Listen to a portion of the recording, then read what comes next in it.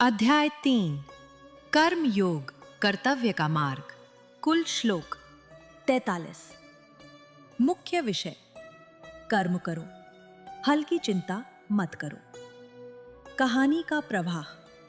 अर्जुन ने पिछले अध्याय में ज्ञान आत्मा का सत्य तो समझ लिया, लेकिन अब उनके मन में सवाल है, अगर ज्ञान सबसे श्रेष्ठ है तो मुझे युद्ध क्यों करना चाहिए? इस पर श्री कृष्ण कर्म योग एक्शन थ्रू ड्यूटी का गूढ़ ज्ञान बताते हैं। मुख्य बातें इस अध्याय की। कर्म ही जीवन है। कोई भी व्यक्ति बिना कर्म किए एक क्षण भी नहीं रह सकता। श्री कृष्ण कहते हैं, तुम चाहे कर्म न करने का नाटक करो, लेकिन प्रकृति के गुण तुम्हें कर्म करने पर मजबूर कर देंगे।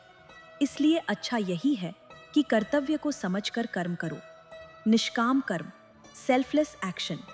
कर्म करो लेकिन फल की इच्छा से मुक्त रहो। जैसे राजा जनक ने लोक कल्याण के लिए कर्म किया, वैसे ही तुम्हें भी करना चाहिए। सिर्फ बैठकर ज्ञान की बातें करना ठीक नहीं। कर्म करते हुए ज्ञान में स्थित रहो। कर्म में प्रेरणा। अगर ज्ञानी लोग भी कर्म नहीं करेंगे तो आम लोग क्या करेंगे?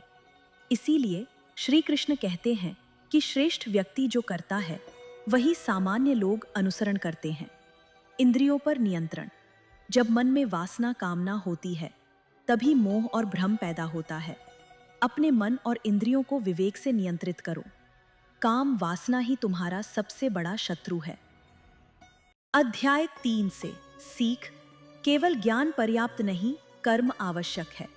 बिना फल की चिंता किए कर्म करना ही सच्चा योग है। वासना और मोह को विवेक से जीतना होगा। जो जैसा करता है समाज वैसा ही बनता है। यह अध्याय हर उस व्यक्ति के लिए है जो सोचता है, क्या सिर्फ ध्यान भक्ति से जीवन चलेगा? श्री कृष्ण कहते हैं, नहीं, कर्म भी उतना ही आवश्यक है।